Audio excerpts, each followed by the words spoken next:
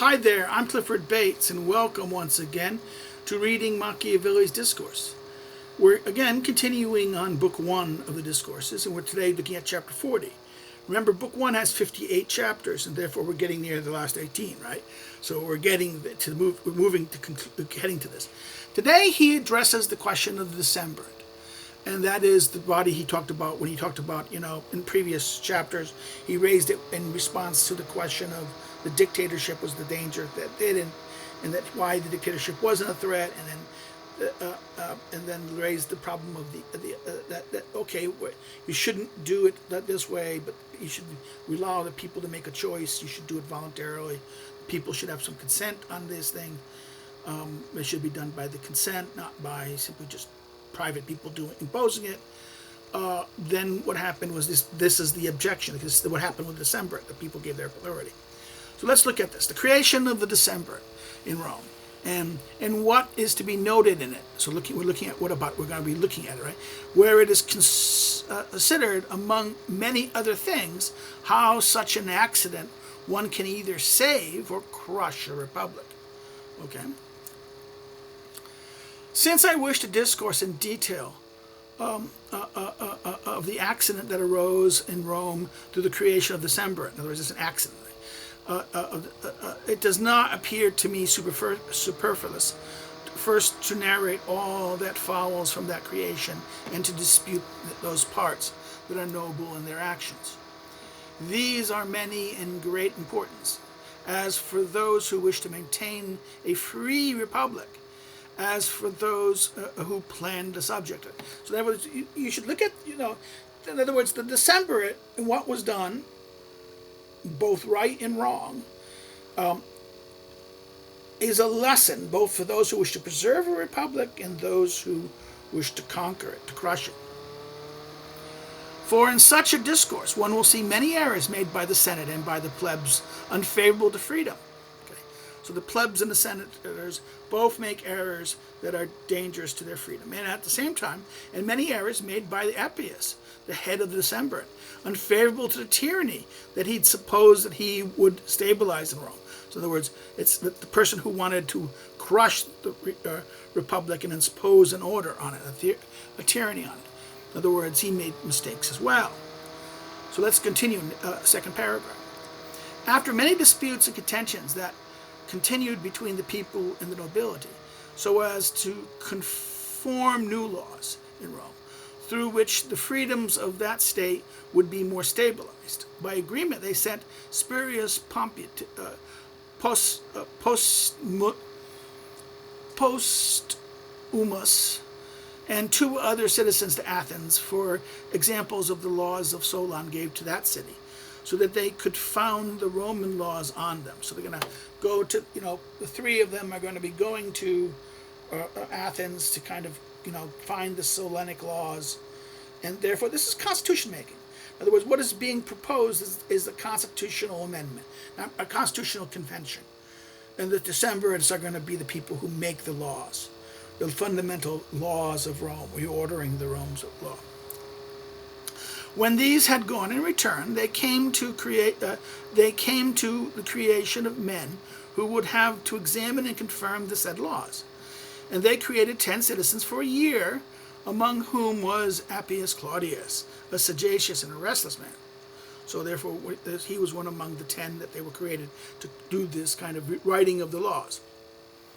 And so that they could create such laws without hesitation, they removed all the other magistrates from Rome, and in particular the tributes and the consuls, and removed the appeal to the people, so that the magistracy came together. So that magistrate, the decemvirate, came to be altogether prince in Rome, had ultimate all the authority. In other words, all the power was within the decemvirate. They removed they had all the power. The Senate was no longer making laws. They were deferred to that. The consuls were abolished, and so were the tribunes. And there was no appeal to the people. All the authority of his partners was turned over to Appius because of the favor he had done with the plebs. For with demonstrations he had made himself so popular that he appeared marvelous, that he had taken on a new nature and a new genius so quickly, since before that time he had been a cruel persecutors of the plebs. So again, this is the problem. This is that he changed his nature, he changed his character, and that because of this, because of the favor of the plebs, because of his change, they welcomed him and they championed him, and they made him, and the other ones looked towards it, right? This is Livy 3, according to which the two other citizens sent with Spurius was Aelius Manlius and Spurius Camillanus, right? The kings were accompanied. Okay, now, so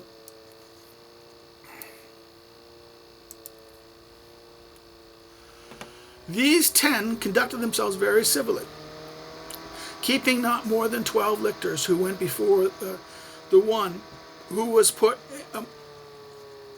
head among them. Right, this is where he talks about the lictors. Right, in Livy 3:33, the kings were accustomed by 12 lictors, who carried rods that symbolized their authority, and that were employed together with axes and capital punishment.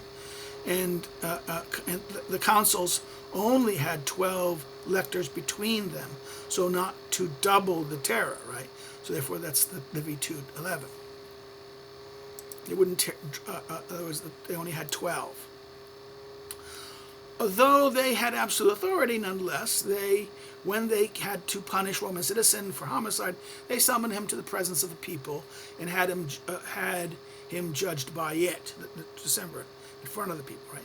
They wrote their laws on 10 tables, and before they confirmed them, they put them out in the public so that everyone could read them and dispute them, so that it might be known that if there were any defect in them, so as to be able to amend them before their confirmation. In this regard, Appius had a rumor raised throughout Rome that if to these 10 tables 2 were added, they would be brought to their perfection. So greater. The 12 would be better than 10.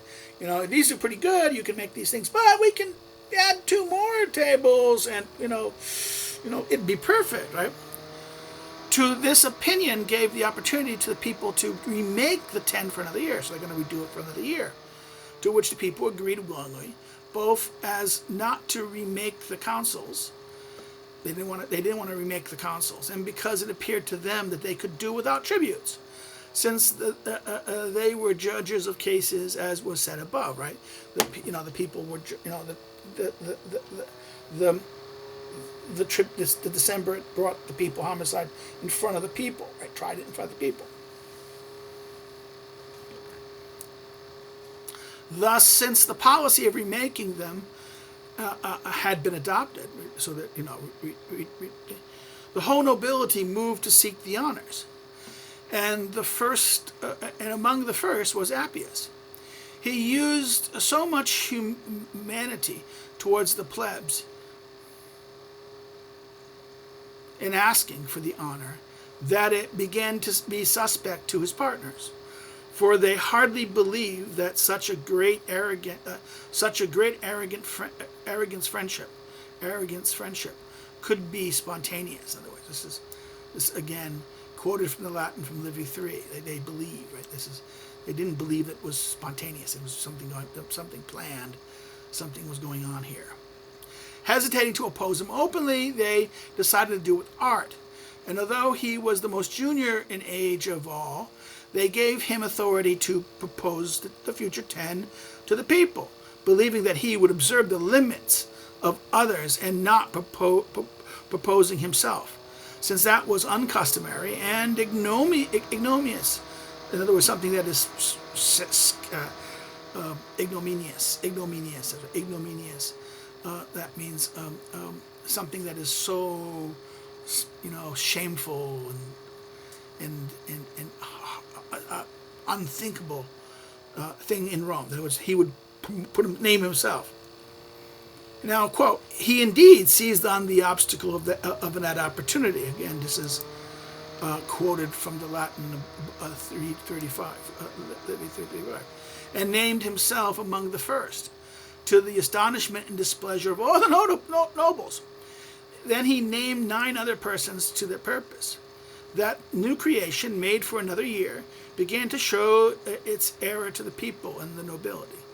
For at once Appius put an end to playing an alien persona. In other words, he took off his mask. The words quoting Livy again, Livy 3:36.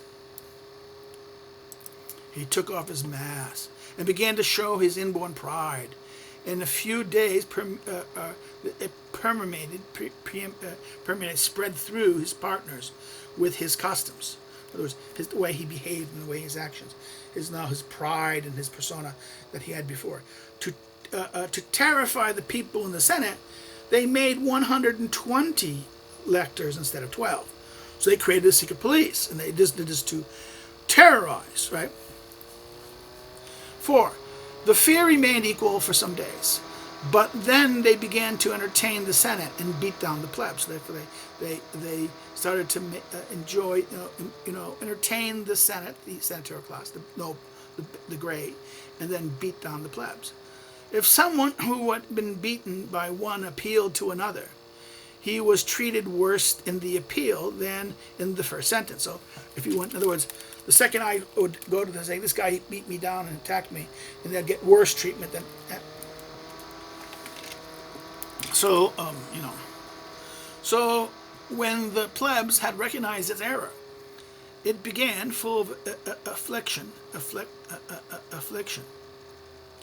to look to the nobles in the face and try to breathe in the air of freedom where by fearing servitude, they had brought the republic to its present state.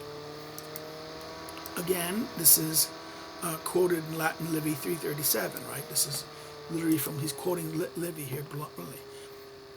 That they thought that they were going to, they feared the servitude of the Senate and the consuls, and they made the situation, led them to make these choices, thinking that Appius would be their friend, but he wasn't, and now the current situation was this situation. To the nobility, their affliction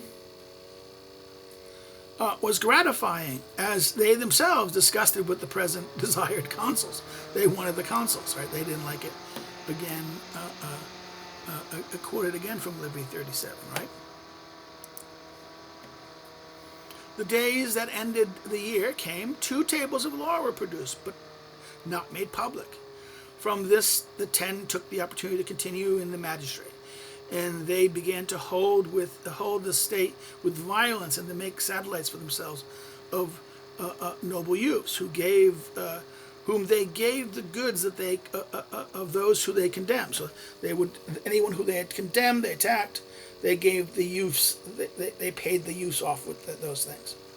The youths were corrupted by these goods, and they preferred their own license to the freedom of all. Again, quoted again from Livy 37, Livy 3, chapter 37. It is in this time it came to pass that the Sabines and the Volsci started a war against the Romans, in fear of which the 10 began to see the weakness of their state, because without the Senate they could not order for the war. And if the Senate met, it appeared to them that they would lose the state. In other words, if they met the Senate, they would. So, this is the not the Volsci, but the Aequi in Livy, right? So therefore, there's a different group of people. But he meets the Sabines and the Volsci, but not the Aequis. But he's an error here. But why does he pick the Volsci? Because they're traditional errors. That is why the change here. That's an interesting. They were afraid that if they conducted the Senate, they would lose control of the things. Yet, compelled by necessity, they adopted this last policy.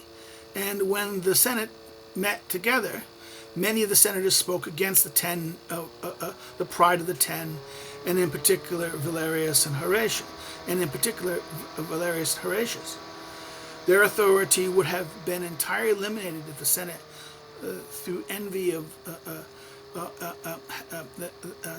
their authority would have been entirely eliminated if the Senate, through envy of the plebs, had not been unwilling to show its authority, thinking that if the 10 laid down the magistracy voluntary, the tribute of the plebs might not be remade.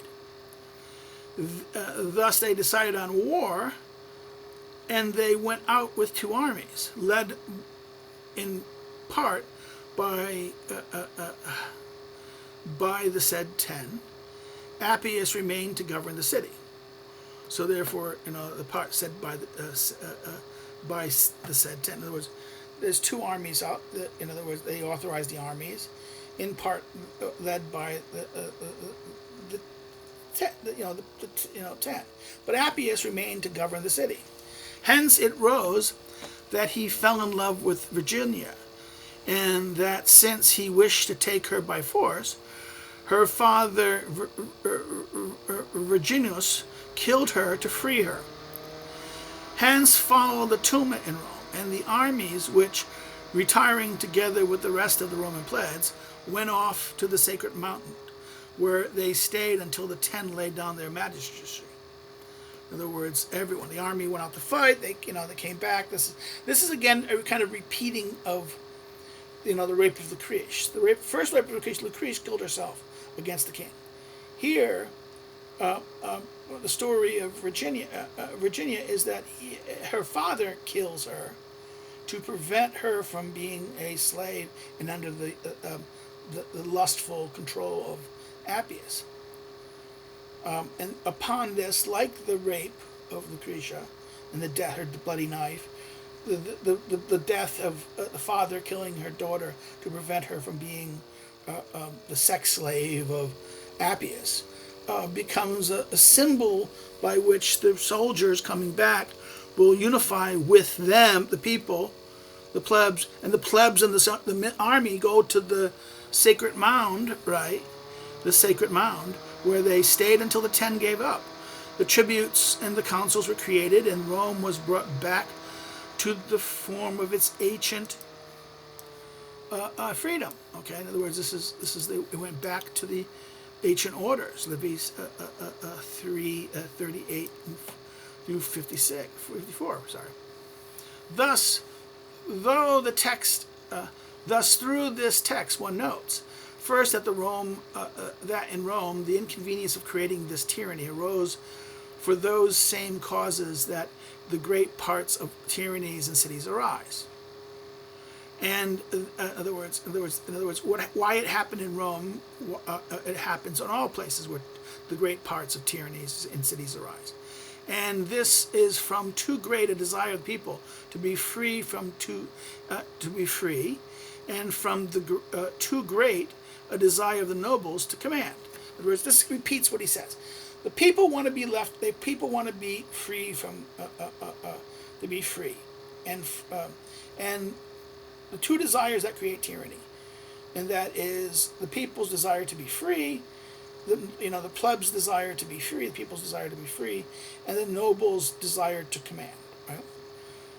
When they do not agree to make laws in favor of freedom, but one of the parties jumps to favor one individual, then it is that tyranny. It is in that tyranny is. It is that tyranny emerges at once. In other words, they choose to a defender, and that defender then creates tyranny. The nobles and the people of Rome agreed to create the 10, and to create them with so much authority because of the desire that each of the parties had, one to eliminate the consular name, and the other to tribute. In other words, the people wanted to get rid of the consulars, and the Senate wanted to get rid of the tribune. That's right, the nobles wanted to get rid of the tribune. Once they were created, the 10, when it appeared to the plebs that Appius had become popular and was beating down the nobility, the people turned to favor him, right? They thought, oh, he's attacking them. He's our ally.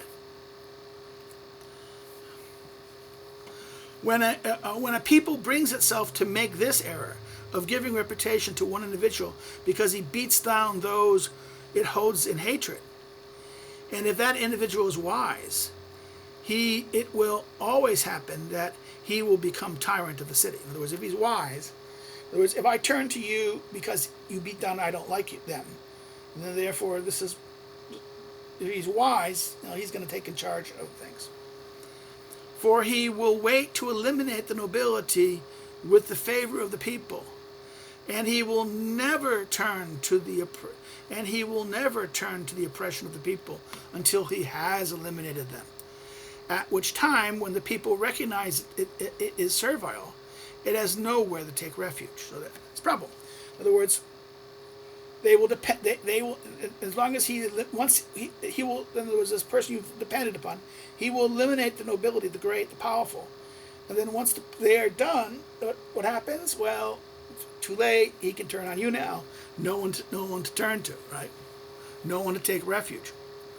All those who had founded tyrannies and republics have held to this mode. If Appius had held to this mode, his tyranny would have taken on more life, and he would not have failed so quickly.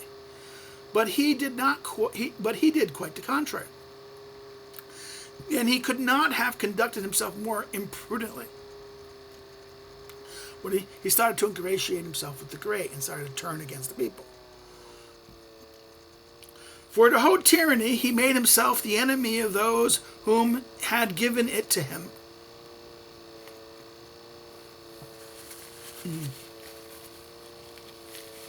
Had given it to him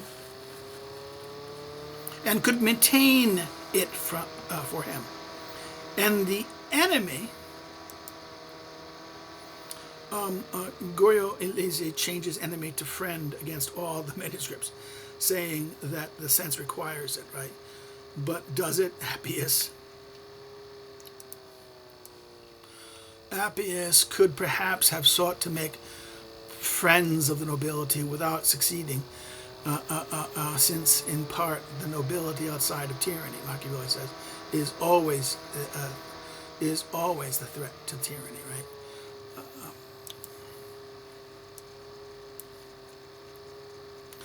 And the enemy of those whom had not concurred in giving it to him would not have been able to maintain it for him. And he lost those who were friends to him and sought to have as friends those who could not be friends to him. In other words, by him turning against the people as he did, the plebs as he did, and revealed it, go back to his real nature. What he did was, and he started to flatter the Senate, and need the Senate for certain things. But the problem with that is, they were never going to support him. They don't mind not having they wanted to get rid of him, but they were kind of happy in not having the tributes. And they were thinking, well, we can use him, manipulate him, but then war happens. Then the Vigilia incident happened, right? Okay, so think about this. In other words, the group that could only help him would have been if he had the support of the people. But because he abandoned the people and flattered the great, he was when the thing came to the crisis, there was no support. It was the people who undid him. It undid the regime because the people and the soldiers went to the mound, right?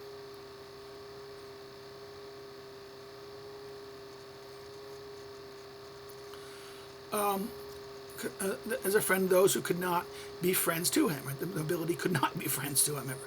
For although the nobles might desire to tyrannize, that part of the nobility that finds itself outside the tyranny is always the enemy to the tyrant. The great who are outside the tyranny is always going to be the enemy of the tyrant. Nor can he ever win over all of it. Because the great ambition and the great avarice that are in it, the great are going to have ambition and avarice. Since the tyrant cannot have either so much wealth or so much honor that he may satisfy all of it, the great. In other words, he doesn't have many honors. He's not going to have that much things to give them. And so, by leaving the people and taking the side of the nobles, Appius made a most evident error, both for the reason given above and because, if one wishes to hold a thing with violence, whoever forces needs to be more powerful than who is forced. In other words, if you're going to force things, you have to have more power than the one is forced. And the problem with forcing, him trying to force the people, he had no support. Okay, it's not a winning proposition in his point of view, Machiavelli's point of view. Hence, it arises that those tyrants who have who have the collectivity as a friend and the great as an enemy are more secure, because their violence is sustained by the greater force than that those who have the people for the enemy and the nobility as a friend. So this is very important. In fact, this repeats in much more detail and much more argument than the argument he makes also in The Prince. Right? This is why this argument that the Discourses are a republican account in defense of republics, and the Princes for defense of princes. No, the arguments are the same. The difference is the audience. The arguments and the lessons are he addressed. In other words, what the argument and the belief of how political life should be. There's no inconsistency between the Prince and Discourses. The only difference is the audience that it's being addressed to. The Prince to a man of the Prince, the man of action, and the Discourses, the young men who have leisure. Okay, so therefore this is important to pay attention to this fact.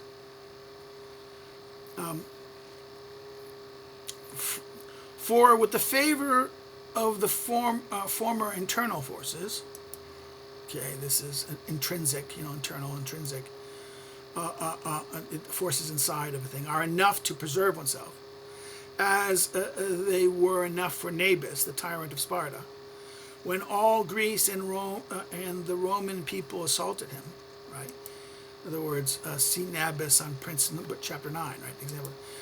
He was able to. He had the complete support of the people, and therefore when the Romans and everyone else attacked him, all of Greece and Romans attacked him, he was able to maintain himself. After he had secured himself against the few nobles, having the people as a friend, he defended himself with it, which he would not have been able to do if he had it as an enemy. In other words, if he had an enemy, he couldn't defend himself against external forces. In the other condition, in that other condition, because one has few friends, inside eternal forces are not enough. He must seek them from outside. In other words, if I'm going to make you the great, and I can't rely on internal forces to crush the many. I need outside help. Okay. He must seek them from outside. And outside forces have to be of three sorts. One, foreign satellites to guard your person. In other words, foreign troops to guard, foreign soldiers and things that guard your person. Another are the arms of countries, the countryside to arm the countryside to do the duty that the plebs ought to have done. So therefore you arm the countryside. In other words, you arm instead of relying on the plebs, you rely on the regional parts of the city, and those things to do the job that what the plebs ought to have done. And the third, to get close neighboring powers to defend you, get allies to do it for you. Whoever holds to these modes and observes them well can save himself in some mode, even though he had the people for an enemy. So there's ways that you could have done this. In other words, you could have done one thing: had a foreign satellite guard your person, have an outside force of people, bring in outside allies, outside people to come in to do this for you, right? To arm the countryside, to do the job that the plebs would not do. and 3, what he says that the arming the outside the countryside, would this be? Would this not then create a thing that the question is, this outside countryside, would they not turn against you also, like the great? See, the third option is a questionable one in that sense. Or to get a neighboring power to defend you. Whoever holds these modes and observes them well can save himself, even if they have people. But Appius could not accomplish the mode of gaining over the countryside to himself, since the countryside and Rome were one and the same thing. So, nope. The middle option was not a realistic opportunity, and that, in other words, in a different place where that there's a distinction between the urban population and the rural population, you could have armed the rural population against the urban population, okay? And since the countryside in Rome were one and the same, and that which he could not have done, he did not know how to. So he was ruined in his first beginnings, right? So this is Appius' mistakes and what Appius made, the error. The Senate and the people made great errors in the creation of the Decemvirate. For even though it was said above in the Discourses that it was made, that was made on the dictator, right? About when he talked about the dictator, right? Earlier. In Discourses 34. Discourses 134.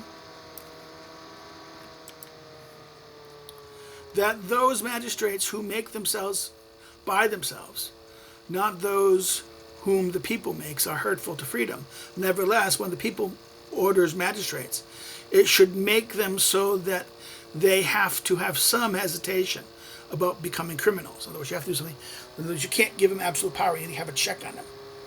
You can't. In other words, they shouldn't be allowed to just make themselves. That the people should. In other words, that those whom the people make are hurt. In other words, those that they make themselves, these are hurtful people. The ones that people make usually aren't, as long as what? That they make them so that they have some hesitation about becoming criminals. Whereas the people ought to post a guard for itself over the magistrate to keep them good. The Romans took it away, making the ten the only magistrate in Rome, and annulling all the others because of the excessive wish, as we said above, that the Senate had to eliminate the tributes and the plebs to eliminate the consuls. In other words, you know, the envy or the dislike that each of the parties had, the people against the consuls and the Senate against the tributes, led them to both support not having any checking authority over here of the magistrates.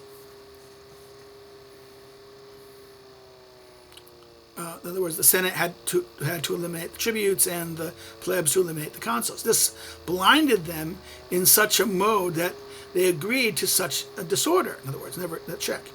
As King Ferdinand used to say, men often act like certain lesser birds of prey.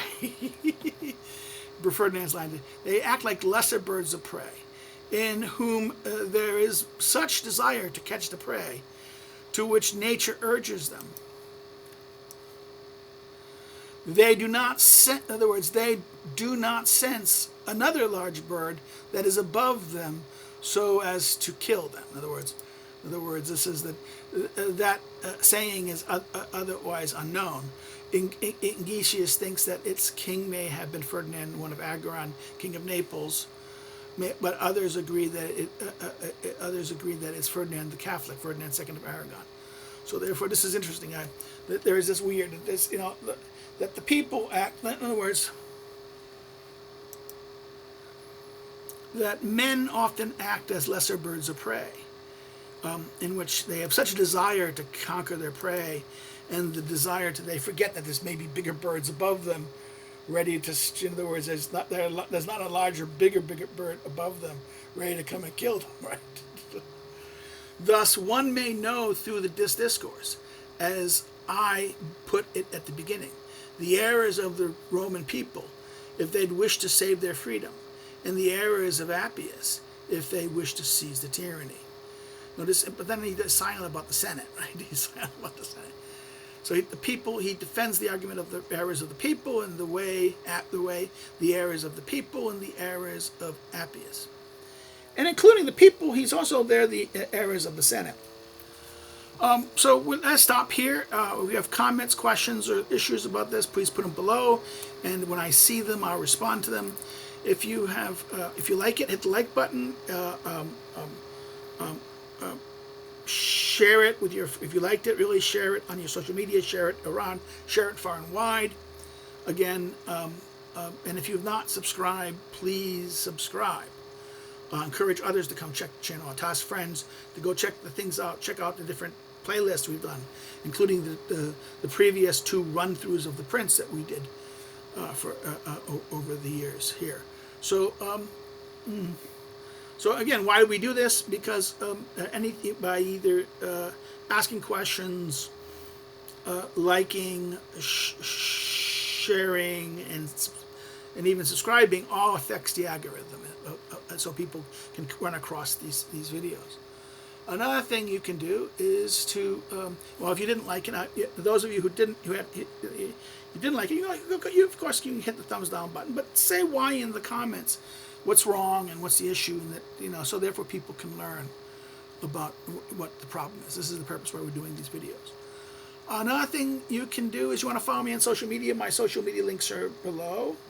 If you want to know more about me as a researcher and as a scholar and check out my academic stuff, you can check the academic social media links below the social media links. And if you want to help me to do what I do, and I do it, and that's what I do, you can do so financially. This means you can do so through Patreon or Subscribestar, or you can buy one of my books. The books are listed below, and that you can order them through your local bookstore, but also through an online distributor like Barnes & Noble, Amazon, Libris, whatever, or through the publishers themselves. Well, that's it. We'll look at you next time. We'll look at 41. So take care and have a great day. Bye-bye.